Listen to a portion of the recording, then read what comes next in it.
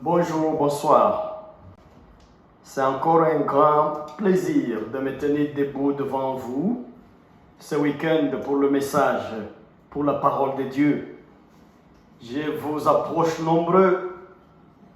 Soyez tous là et toutes les bienvenus et continuez à vous abonner à notre chaîne. C'est une chaîne gratuite. Nous donnons les enseignements, nous donnons les prédications. Et ça, nous le faisons pour aider les gens qui veulent nous écouter à progresser, à trouver des solutions même spirituelles dans leur situation. Nous allons prier pour commencer. Seigneur Jésus, Seigneur Sauveur, Créateur, Dieu qui bénit, Dieu vivant, c'est toi. J'introduis ce message, ces quelques minutes où je suis devant ton peuple, Seigneur. Ce n'est pas pour le marchandage, ce n'est pas pour un débat quelconque, mais je veux parler de toi. Sois présent dans mon débat, Seigneur, avec ta parole. Sois présent dans ma vie, dans mon cœur. Resplendis ta lumière, Seigneur. Les gens qui m'écoutent, qu'ils puissent trouver du profit spirituel et même moral dans ce que j'enseigne et ce que je prêche. Sois présent ici, Seigneur.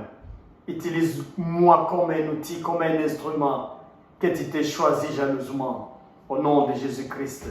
Amen. Bien-aimés en Christ, il y a 2 semaines passées, j'ai parlé de 7 miracles lorsqu'on s'attache à Dieu. Dans 2 semaines passées, j'avais le thème des 7 miracles lorsqu'on est attaché à Dieu. C'est une prédication qui m'a touché moi-même, de trouver l'avantage d'être attaché à Dieu. Être attaché, c'est un désir ardent. C'est l'amour, mais un amour profond. Ce n'est pas un amour d'un jour, mais c'est un amour continu. L'amour qui traverse les circonstances. L'amour qui passe à travers les épreuves. Et l'amour qui triomphe à la fin de tout. C'est ça ce que j'ai expliqué par s'attacher à Dieu. Donc on accepte et la mort, on accepte et la vie dans le Seigneur. Alléluia. Qu'importe la situation, les circonstances sur la terre, on est toujours attaché à son Dieu. Parmi les miracles que j'ai cités ce jour-là, j'ai parlé de la sécurité. Évidemment, quand on est attaché à Dieu, on est sécurisé par Dieu. On ne devrait pas vivre sur la terre comme un animal. On ne devrait pas vivre sur cette terre comme quelqu'un qui n'a pas de soutien. Comme une bête que n'importe qui ou n'importe quelle autre bête peut attraper. Quand on est attaché à Dieu, la vie est sécurisée. La Bible nous montre à plusieurs égards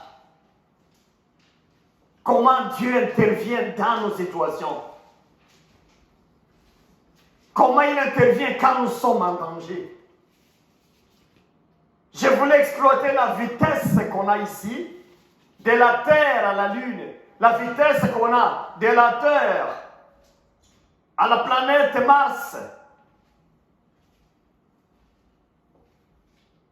la vitesse qui nous sépare, la Terre aux étoiles, et comment Dieu, il descend, il envoie les anges protecteurs, et dans des éclipses, dans le fermer et ouvrir de l'œil, nous avons le secours si nous étions en danger. Donc Dieu nous garantit une protection incomparable. Nous réagissons toujours en retard. Nous avons nos réflexes de défense, mais toujours en retard par rapport à la vitesse de notre Dieu pour nous secourir. Quand on est attaché à Dieu, on a une sécurité abondante. On a une sécurité qui rassure. Il n'y a pas de tâtonnement. On est secouru par Dieu. Mon frère, ma soeur, ne doute pas. Ne doute jamais de la protection que Dieu a promis. La protection promise par Dieu, elle est rassurante. Dieu ne t'abandonnera jamais dans le main de méchants si tu es attaché à lui. Dieu ne te laissera jamais comme du rançon dans le main du ravisseur si tu es attaché à lui.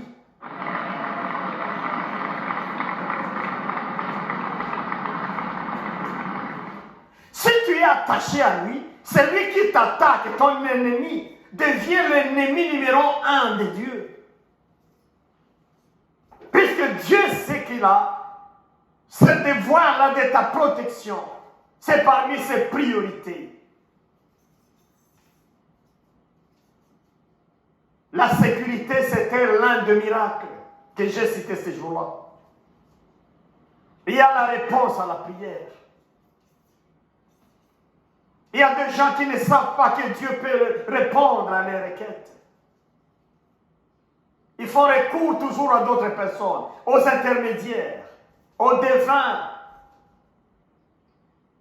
Je voulais te rassurer encore. Si tu te trouves en position d'attachement à Dieu, quand tu pries, Dieu t'écoute. Quand tu intercèdes, Dieu t'écoute, puisqu'il est à côté de toi. Il le promet lui-même. J'ai exploité le psaume 91. Il promet lui-même que tu vas prier, tu vas demander, et je vais exaucer à ta prière. Ma soeur, Dieu va exaucer tes prières. Mon frère, Dieu va réagir favorablement à tes requêtes, puisque tu as prié. C'est lui-même qui a promis ça. Il a dit, demandez, vous allez avoir, on vous donnera. Pour dire, priez, je vous répondrai. Le mal, c'est de ne pas prier. Mais quand on prie, ayez la foi que tout ce qu'on demande à Dieu, il nous le donne. Mais à son temps, ce n'est pas au temps des hommes.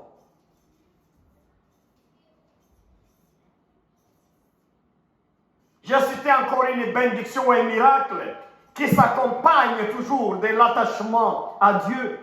C'était la glorification, la gloire. Dieu, c'est lui qui donne la gloire dans ce monde. À un moment, il s'est rappelé à Israël.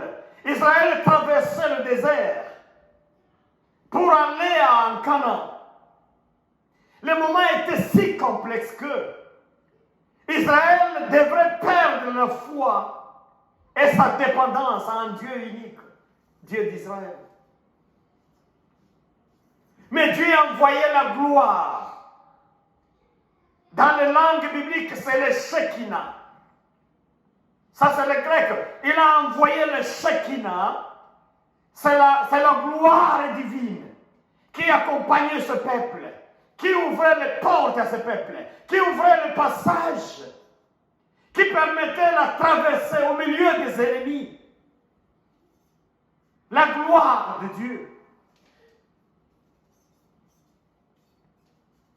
Les Hébreux ont parlé de Kabod. C'est la gloire de Dieu. La gloire de Dieu. Dieu s'est révélé par sa gloire.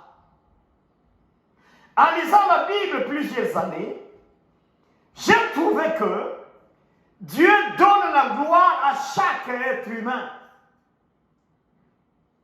Si et seulement si tu es rattaché à lui. Si tu t'attaches à lui,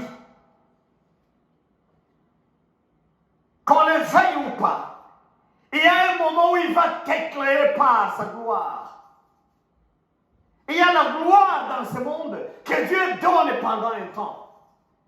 L'exemple, c'est Israël dans la traversée. Il les a envoyés le Shekinah, la gloire au milieu du désert. Que Dieu t'envoie aussi la gloire au milieu des preuves et des afflictions que tu es en train de traverser. Bien-aimé. Que Dieu éclaire tes sentiers par ta gloire. Que Dieu éclaire tes démarches par sa gloire. Que Dieu éclaire ton entreprise par sa gloire. Écoutez, quand tu es en présence de la gloire de Dieu, tout devient possible. Tout devient facile. Même là où tu as essayé 2-3 fois, ça n'a pas marché. Mais quand la gloire est là avec toi, tout s'ouvre puisqu'il n'y a pas de résistance devant la présence de Dieu.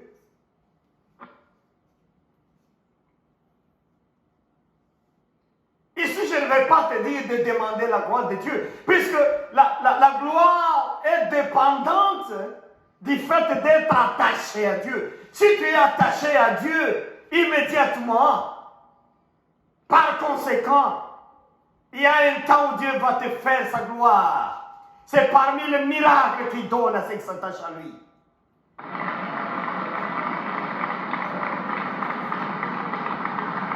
Mais la gloire qu'il nous donne sur la terre, c'est une gloire passagère, c'est une gloire momentanée.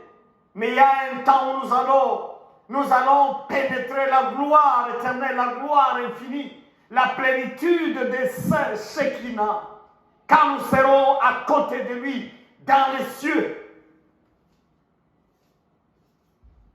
Là, on n'aura plus à souffrir. On n'aura plus à réfléchir sur une question. On sera dans la plénitude de la vie éternelle. Mais en attendant, en passant sur la terre, nous vivons des temps où Dieu nous donne la gloire, si réellement nous sommes attachés à lui. Gloire à Dieu. J'ai parlé d'un miracle encore, la joie du salut. Nous trouvons, avec le changement des contextes de vie, avec le changement climatique, avec le changement technologique, avec les ondes, le monde spirituel en ébullition, beaucoup de personnes ont perdu la joie de vivre. Ils sont envahis par des forces qu'ils ne maîtrisent pas. Leurs émotions subissent des chocs, des coups. Ils perdent la joie de vivre. Mais la Bible nous a dit ça. La Bible confirme ça. En Psaume 91, si tu es attaché à Dieu, écoutez, il y a la joie du salut. Et pourquoi cette joie? C'est parce que tu as l'espérance que n'importe quelle situation, ça a un début, mais aussi ça a une fin. Ça va débuter pour terminer.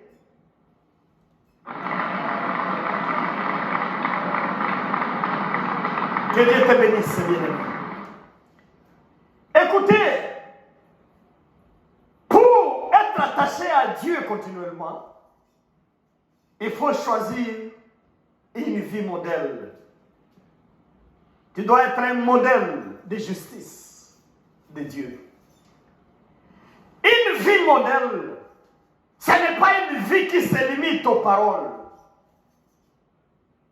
Une vie modèle de justice divine, ce n'est pas une vie qui se limite à la fonction, à la profession complète. Mais c'est une vie qu'on a, une vie de chaque jour.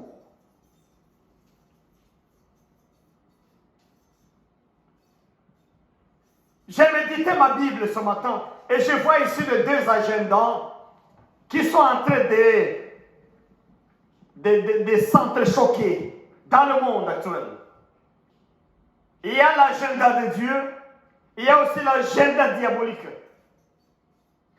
Quand vous allez en Actes chapitre 2 et verset 17, la Bible nous dit quoi? Là, c'est le jour de la Pentecôte. Et puis, l'Esprit de Dieu descend, les gens parlent en langue. Plusieurs langues se font entendre dans l'auditoire à Jérusalem. Et Pierre, maintenant, qui a vu la confusion, les gens qui se posaient la question, il s'agit de quoi, mais nous voyons les gens avec une éloquence linguistique aujourd'hui, éloquence langagière. Eh bien, Pierre s'éleva dans l'assemblée. Qu'est-ce qu'il va dire? Voici ce qui arrivera, dit Dieu. Dans les derniers jours, j'enverrai mon esprit sur toute chair. J'enverrai mon esprit sur toute chair. Les derniers jours. Mais quand vous allez en 2 Timothée chapitre 3, et verset 1 et suivant, Monsieur Paul, l'apôtre, il reprend le même langage, il dit, pendant les derniers jours, les temps seront difficiles, les hommes seront égoïstes, avides d'argent, vantards, prétentieux, ainsi de suite. Donc tu vois là l'agenda de Dieu pour le dernier jour, de l'autre côté tu vois l'agenda du diable pour le dernier jour. Est-ce que nous vivons le dernier jour? Oui. Nous ne vivons pas le dernier jour, mais nous vivons les derniers jours. Ceux qui étudient la Bible, ils disent que le dernier jour commence depuis le jour où Jésus a été enlevé. Donc depuis ce temps-là jusqu'à maintenant où nous parlons, nous vivons les derniers jours. Maintenant, écoutez les prévisions de Dieu pendant le dernier jour. C'est qu'il enverra son esprit sur toute chair. De l'autre côté aussi, le diable, quand il a entendu ça, il prépare aussi d'autres choses. Pendant le dernier jour, il va changer la mentalité. Il va changer le caractère. Il va changer les ambitions des hommes et des femmes. Tu vois les deux agendas là-bas. Double agenda.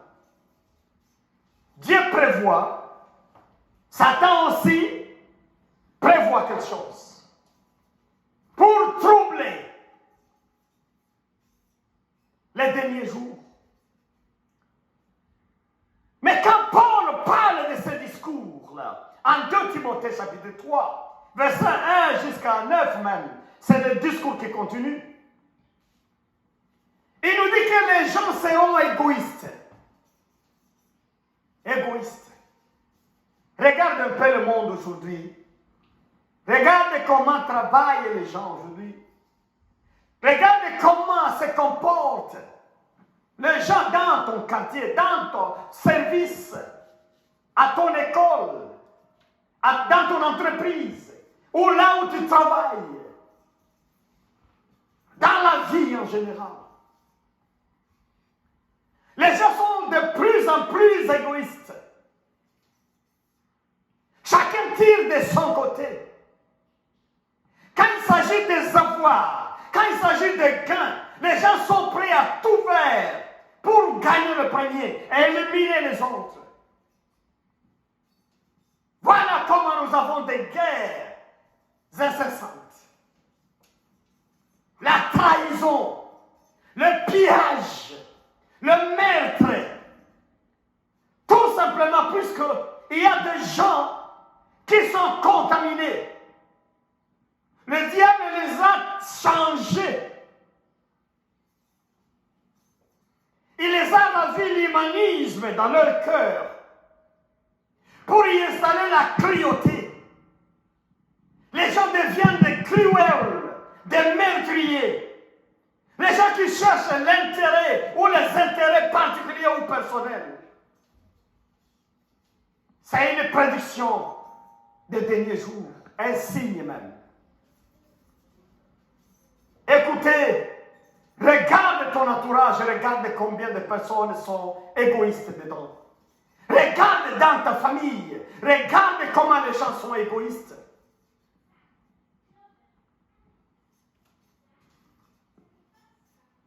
Il parle de l'amour de l'argent. C'est une contamination.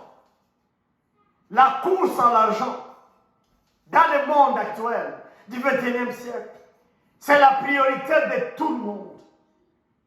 Et en courant pour l'argent, tous les coups sont permis. Les gens se permettent de tout raser devant eux pour arriver à toucher sur l'argent.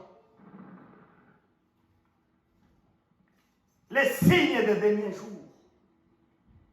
Tu vas me poser la question, est-ce que moi-même quand je prêche comme ça, est-ce que je n'aime pas l'argent? Quand Paul a prêché comme ça, est-ce que lui-même ne voulait pas l'argent, n'aimait pas l'argent? Nous aimons l'argent pas plus que Dieu. L'argent, même si nous l'aimons, nous ne devons pas mettre l'argent à la place du maître de notre vie. C'est nous qui utilisons l'argent. L'argent ne doit pas nous utiliser. L'argent ne devrait pas nous remplir l'orgueil et l'arrogance. La recherche de l'argent ne devrait pas nous pousser à faire le mal. Quand bien même l'argent est utile et nécessaire. Mon frère, ma soeur, essayez un peu de juguler. Essayez de mettre la balance et voir si ton caractère n'est pas déjà ancré ou déjà dans le soubassement des derniers jours. L'amour de l'argent. Des fanfarons. Fanfarons.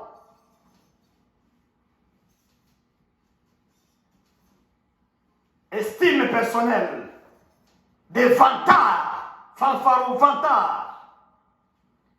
Quelqu'un qui aimait beaucoup de bruit sur son savoir, sur ses moyens, sur ses capacités de fanfaron, sur sa beauté. Hautain. Ça, c'est l'arrogance aussi. C'est le terme, c'est juste deux fois synonyme. Rebelle aux parents.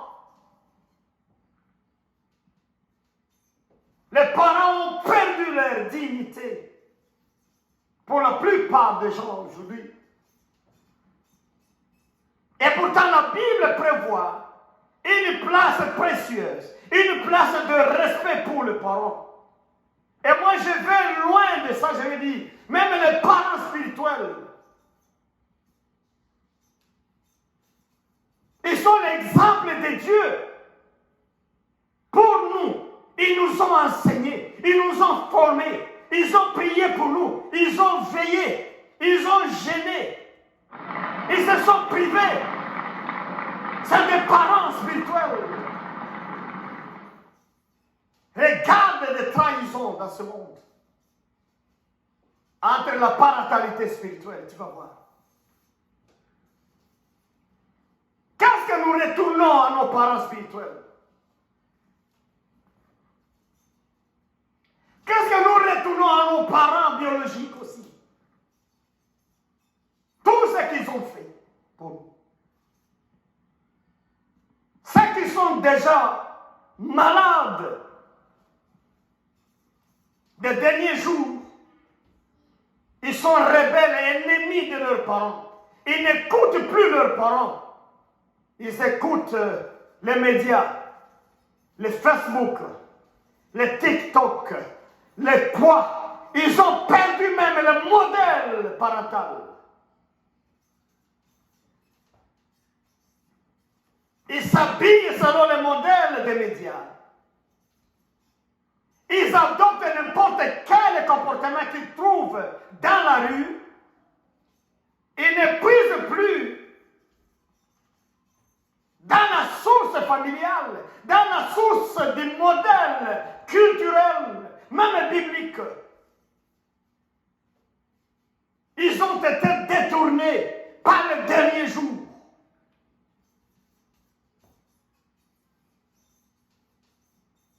Être rebelle aux parents, c'est abandonner le modèle que les parents ont proposé. Le modèle que le parent, ou c'est ça, la culture biblique chrétienne a donné. Rebelle aux parents.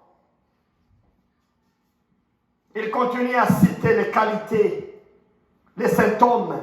Il parle aussi les gens deviendront ingrats. L'ingratitude. Ça, c'est mon courant. Moi, je me demande dans ce monde aujourd'hui ce qu'il faut faire pour les gens et ce qu'il ne fallait pas faire ou ce qu'il ne faut pas faire.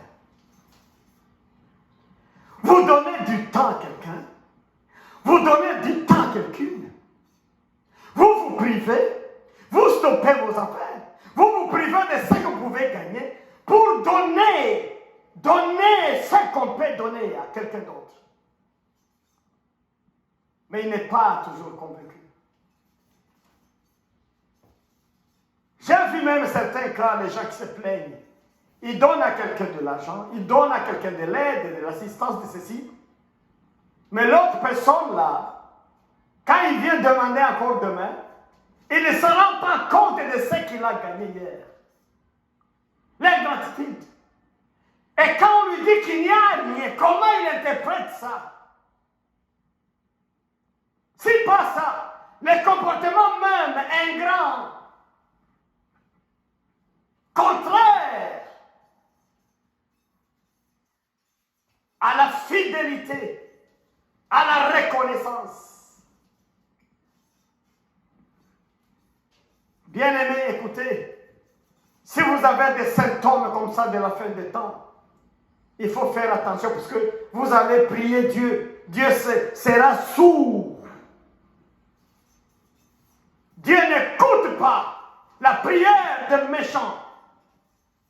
Il les aime, mais il n'est pas attentif à leur requête, à leur souffrance. Il les abandonne dans la colère, comme ça. Ne soyez pas ingrats. Il y a un autre signe qu'il a dit religieux, irréligieux. Ça, c'est contre vraiment la Bible a écrit ça, irréligieux. C'est quelqu'un qui n'a pas de religion. Mais moi, j'ai dit qu'on ne peut pas avoir un irréligieux. Dans ma formation de philosophe, mais aussi d'intervenant spirituel, je sais que quelqu'un ne peut pas être irréligieux. Si quelqu'un est irréligieux, et pourtant, il fait croyance à lui-même, c'est qu'il est religieux. Mais il fait la religion de l'homme, la religion de lui-même. Il y a des gens qui font religion d'eux-mêmes, la religion de la beauté, la religion de la chevelure, la religion des ongles, la religion de l'aspect, en fait, des postures physiques. On ne peut pas manquer de religion. Et il y a ceux qui ont fait le sport, les religions, le foot, le sport de muscles, la religion. Il y a des gens qui ont fait d'autres personnes, leur Dieu, leur adoration. C'est toujours la religion, tout ça. Regarde un peu, mon frère, j'ai cité ces cas-là. Juste, je ne vais pas m'attarder là, mais si tu as des symptômes des derniers jours dans ta vie, la Bible va maintenant nous recommander quoi? Éphésiens 5, chapitre 1er. Disons Éphésiens 5, verset 1er, plutôt pas chapitre. Éphésiens 5, verset 1er. Soyez donc des imitateurs de Dieu, comme les enfants bien-nés de Dieu. Soyez les imitateurs de Dieu. Mais quand Paul nous invite à être des imitateurs de Dieu, il est en train de mettre en parallèle une qualité divine. C'est la qualité de l'amour, la qualité de la charité que Jésus a vue, que Jésus a prétendu, que Jésus a vu en avance. Il a préconçu ça. Et finalement, il est venu avec l'amour dans son cœur pour venir libérer son peuple, donner sa vie à Golgotha, mourir et ressusciter dans toute la gloire. Et après tout ça, il nous a réconciliés au Père Créateur. Soyez donc les imitateurs. Les imitateurs de Dieu.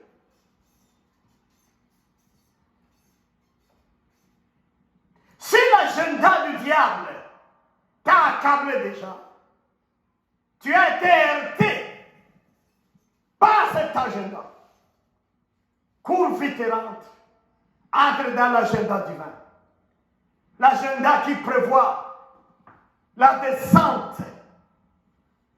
Je répandrai mon esprit sur toute chair. C'est que l'esprit était là, mais pendant le dernier jour, Dieu va maintenant le répandre. Tu prends l'exemple d'un arrosoir. L'arrosoir peut avoir de l'eau, mais quand celui qui le porte n'a pas encore répandu l'eau, l'eau restera là.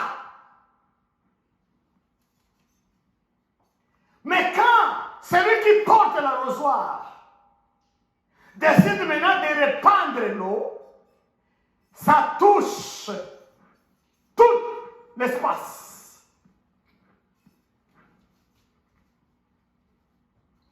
C'est le terme que la Bible utilise dans le plan de Dieu. Pendant le dernier jour, Dieu répandra son esprit. Donc Dieu va descendre à côté de nous. Il sera dans nos murs. Il sera dans notre entourage. Il sera dans notre famille. Il sera dans nos voisins. Chaque chair va sentir la présence d'un Dieu pour essayer de transformer. Oh, alléluia, alléluia. L'agenda de Dieu, c'est l'agenda de la transformation de nos vies, transformation de nos comportements, la transformation de notre caractère. Le diable nous a induits en erreur.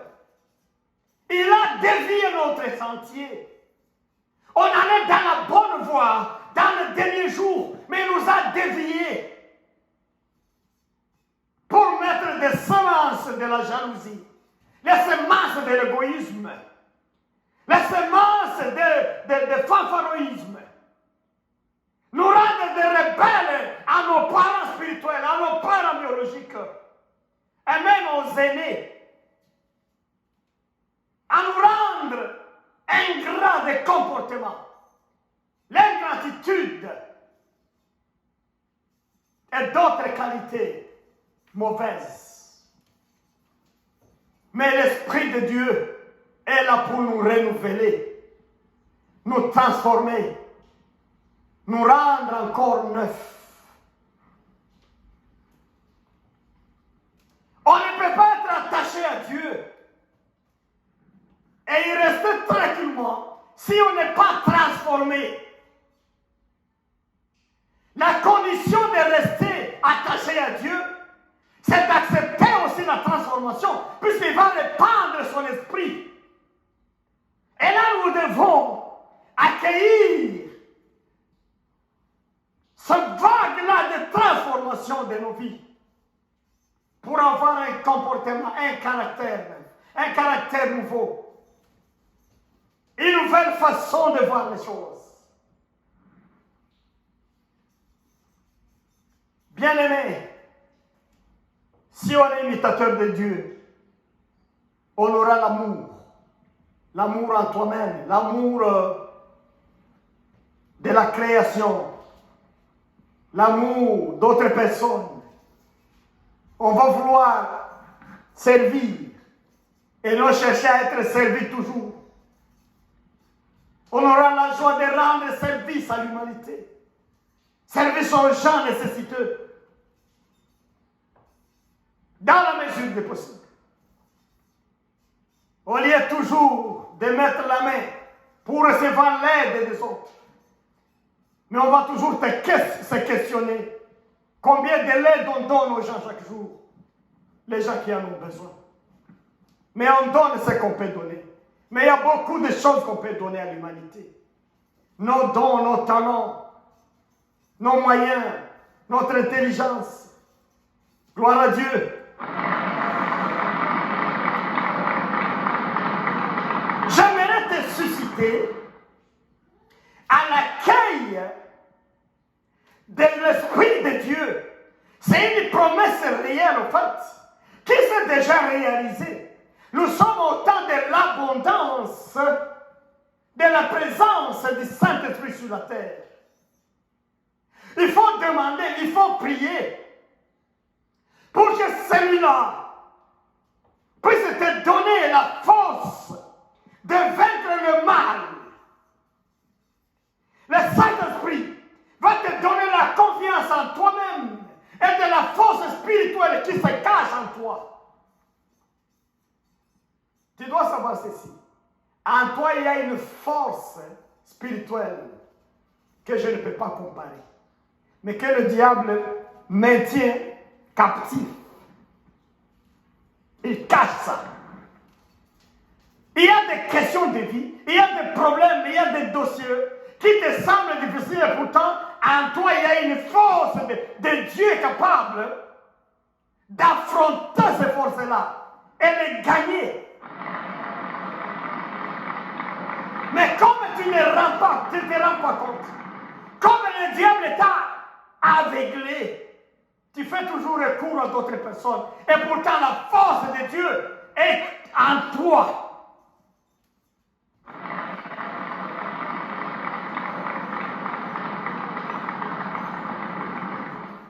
Alléluia. La force de Dieu en toi. Puisqu'il a dit, je répandrai mon esprit sur toute chair.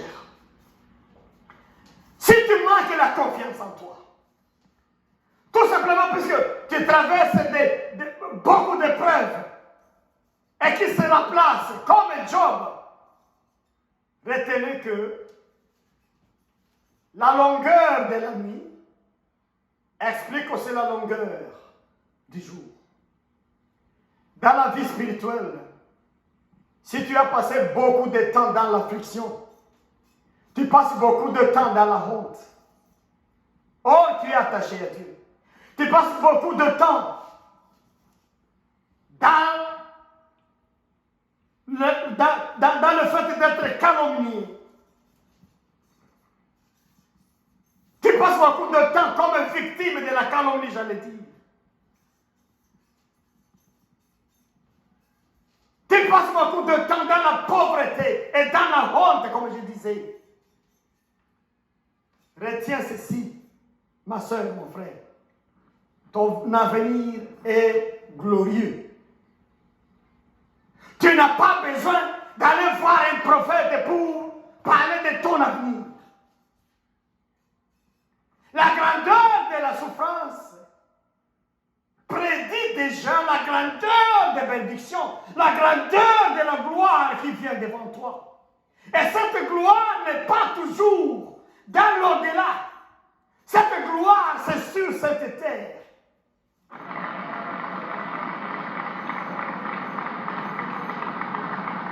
Dieu, il a ce système-là, il a la balance en main. Une grande honte, une grande gloire, c'est ça. Une grande souffrance, une grande édification, une grande élévation, c'est ça.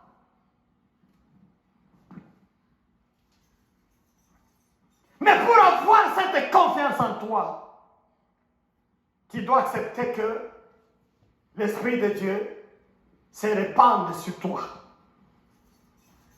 L'Esprit de Dieu doit se répandre. Ah, tu dois donner la permission, pas de se répandre sur toi, mais de pénétrer en toi, de remplir ta vie, remplir ton corps, remplir ton âme, remplir ton esprit. Oh, alléluia. Seulement quand l'Esprit de Dieu remplit ta vie comme ça, il te rassure de la victoire, qu'importe la situation. Il n'y a pas de situation grave devant Dieu.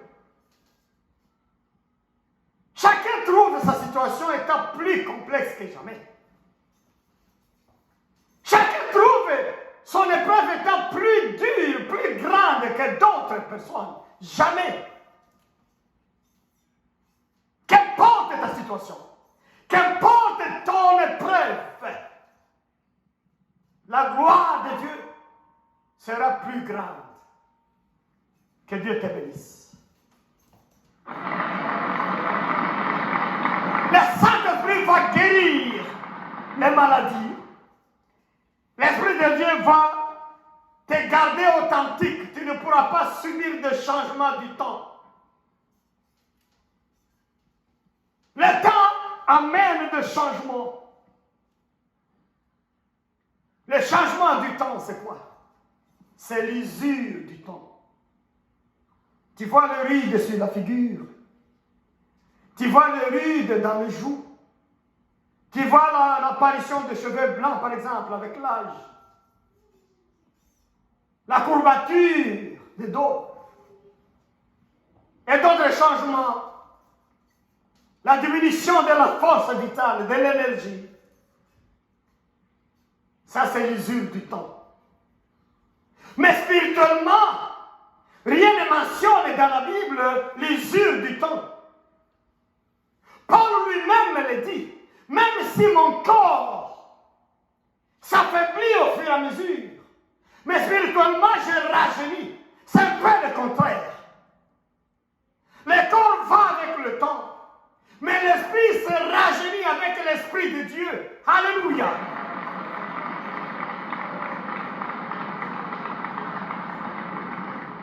Le temps ne devrait pas avoir d'impact sur ta vie spirituelle. Le temps ne devrait pas influencer le changement ou vieillir ta spiritualité. Comme nous sommes en présence et en abondance du Saint-Esprit, nous devons nous laisser renouveler. Puisque l'Esprit de Dieu nous garde intacts, il nous garde authentiques, il n'y a pas de changement. C'est le même caractère, c'est les mêmes agissements, c'est le même comportement, c'est les mêmes attitudes. Alléluia.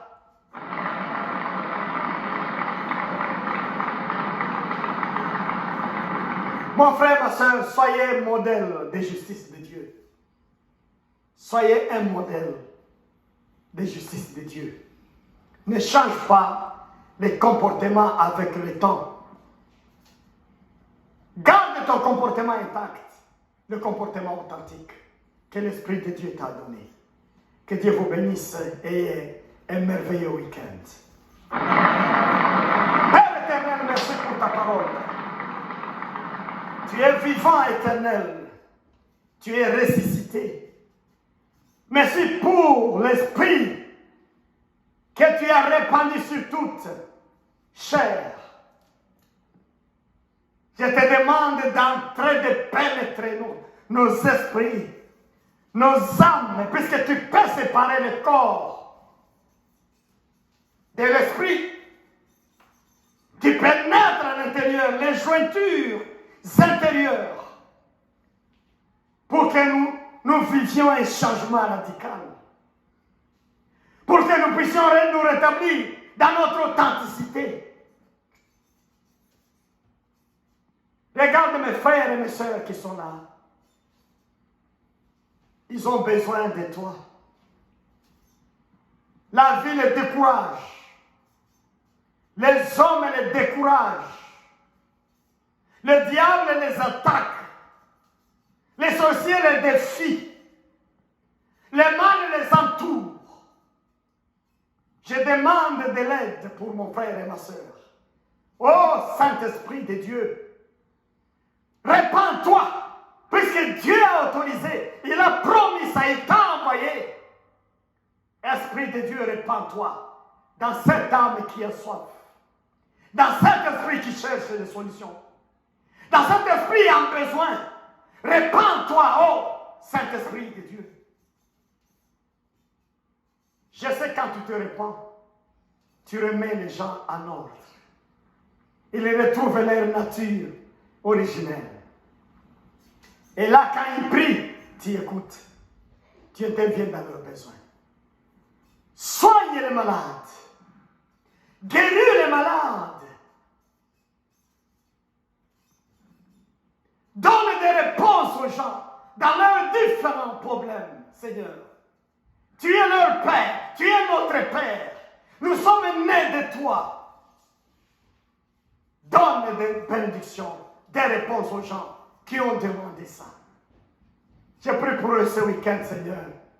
Quand tu vas passer béni, quand tu traverses le monde avec tes yeux pour voir le juste, ne dépasse pas, ne surpasse pas ma soeur, ne dépasse pas mon frère. Il est là. Il t'attend, Seigneur. Il a besoin de ta visite, de ton aide. Qu'ils soient bénis tous au nom de Jésus-Christ. Amen. Amen. Bon week-end. Soyez bénis.